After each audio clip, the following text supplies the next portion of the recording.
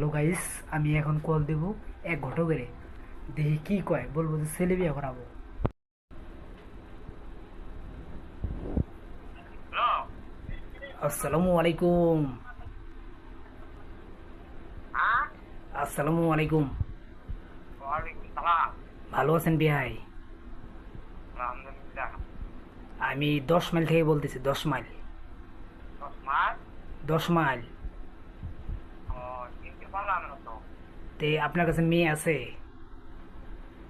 আছে তো। আমার মেয়ে লাগবে কালো কালো। ফর্সা মেয়ে আমি পছন্দ করি না।